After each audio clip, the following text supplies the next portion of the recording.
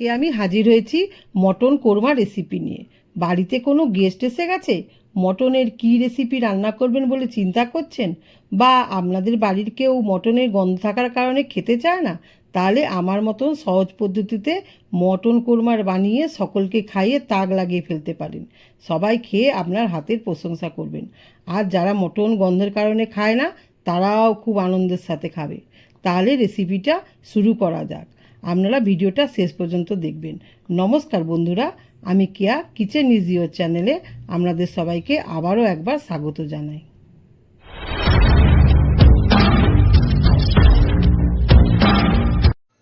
Mutton korma বানানোর জন্য আমি এখানে 1 কেজি মটন নিয়ে নিয়েছি।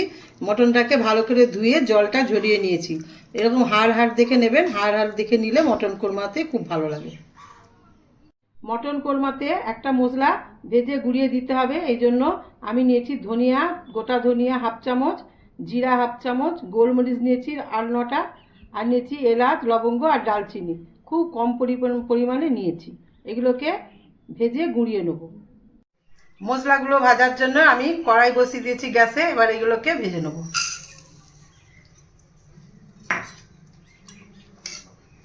বেশি কড়া করে ভাজবো না।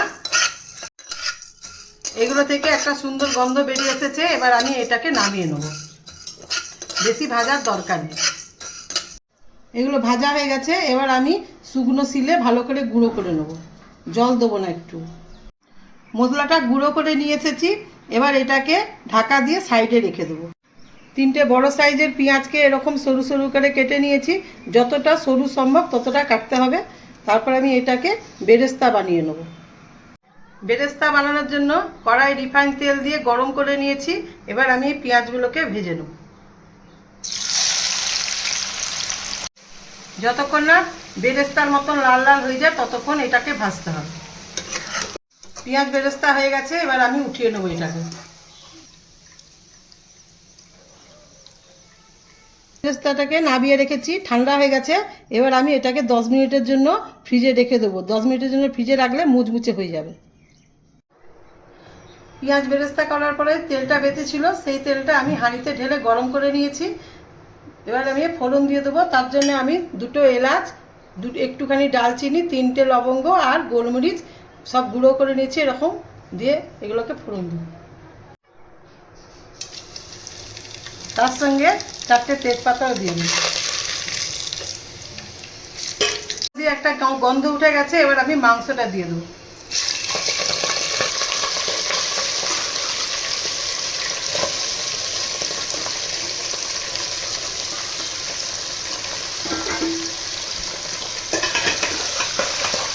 মাংসটা একটু ভেজে নেব।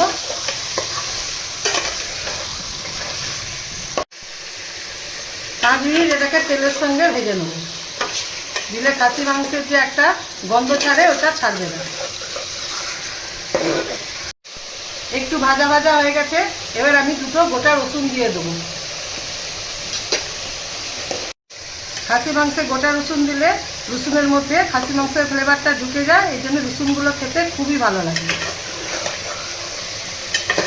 5 মিনিট এভাবে আমি ভেজে নিয়েছি। এবার আমি কিছু গুঁড়ো মশলা এর মধ্যে যোগ করব।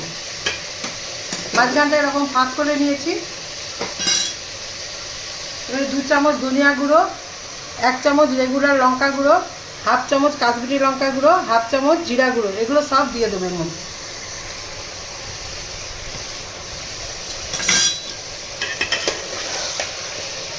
ধনিয়া গুঁড়োটা একটু বেশি দিতে হবে।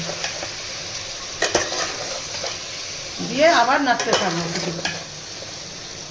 ভালো করে কষতে হবে। খাসি মাংস যত কষবেন তত খেতে ভালো লাগে। ওই শুকনো মশলাগুলো মাংসের সঙ্গে ভালো করে মিশিয়ে নিয়েছি। এবারে নুন দিয়ে দেবো, স্বাদ মতো নুন দিয়ে দেবো।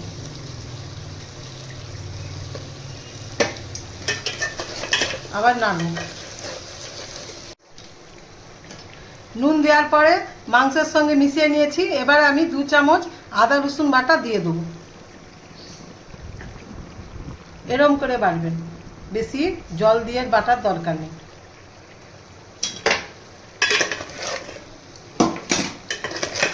এবারে ভালো করে কষবো, খুব ভালো করে কষতে হবে। আদা রসুনের সঙ্গে 5-6টা কাঁচা লঙ্কাও বেটে দেবেন। এই পর্যায়ে আমি 2 চামচ দই দিয়ে দেবো। দইটাকে ফেটিয়ে দেওয়ার দরকার নেই, এমনি দিয়ে দেবো। দিয়ে একটু কষবো, দিয়ে একটু হালকা জল দিয়ে দেবো।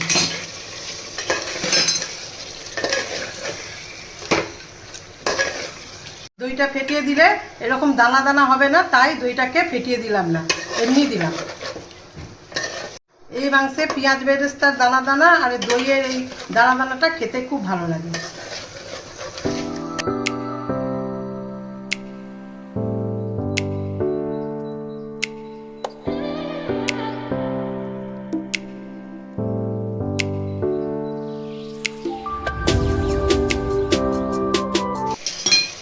দই দিয়ে একটু কষেই 1 গ্লাস জল দিয়ে দেবো, গরম জল।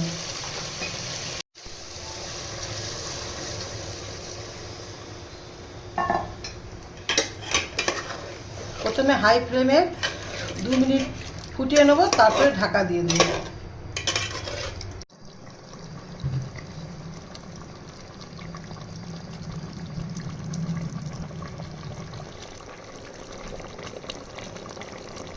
জল দেওয়ার পরে 2-3 মিনিট আমি হাই ফ্লেমে ফুটিয়ে নিয়েছি। এবার আমি ঢাকা দিয়ে 10 মিনিট লো ফ্লেমে ফুটিয়ে নেব। 10 মিনিট আমি লো ফ্লেমে ফুটিয়ে নিয়েছি। এবার আমি ঢাকাটা খুলে বেরেস্তাটা দিয়ে দেবো। পেঁয়াজ বেরেস্তাটাকে এরকম হাতে করে এরকম করে গুঁড়ো করে নিয়ে দেবো। গুঁড়ো করে দিলে দানা দানা মুখে লাগবে, ভালো লাগবে।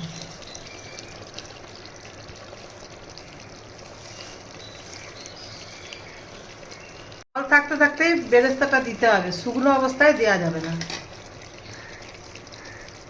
দিয়ে ভালো করে মাংসের সঙ্গে মিশিয়ে দেবো। আরও 5 মিনিট এভাবে কষবো। ঢাকা দিয়ে দিয়ে কষলে মাংসটা ভালো করে সেদ্ধ হয়ে যাবে, এই জন্য ঢাকা দিয়ে দিয়ে কষবো লো ফ্লেমে। মাংসতে ঢাকা দিয়ে দিয়েছি, ওটা সেদ্ধ হোক। আর এপাশে আমি 4টে কাজু বাদাম আর 4টে আলমন্ড বাদামকে আমি শিলে বেটে নেব। মাঝে মাঝে ঢাকা খুলে নেড়ে দেবো। দেখুন কেমন দানাদার দানাদার লাগছে। এইভাবে আপনারা মাংস একবার হলো বানিয়ে দেখবেন, খুব সুন্দর।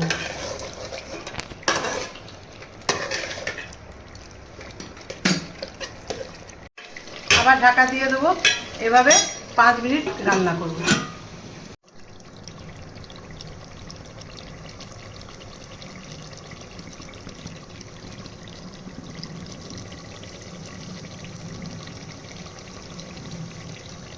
পেঁয়াজ বেরেস্তাটা ভালো করে মাংসের সঙ্গে মেল হয়ে গেছে। এবার আমি কাজু বাদাম আর আমন্ড বাদাম যে বেটে রেখেছিলাম ওটা দিয়ে দেবো।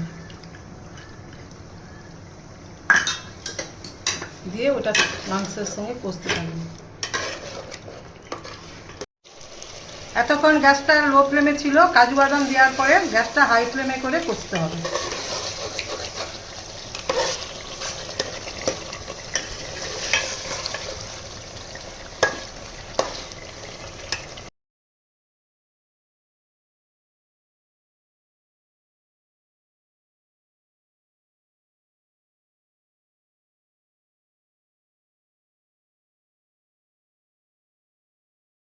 কাজু বাদাম দিয়ে কষে নিয়েছি।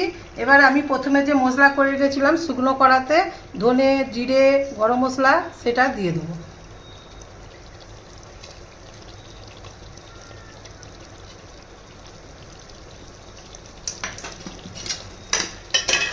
একটু নেড়ে হালকা অল্প পরিমাণে জল দিয়ে দেবো। এবারে 1 বাটি গরম জল দিয়ে দেবো।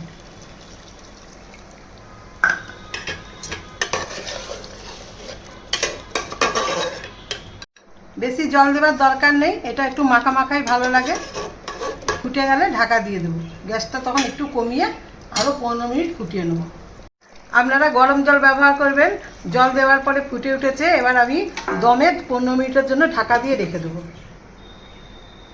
15 মিনিট দমে রাখার পর আপনাদেরকে দেখাচ্ছি।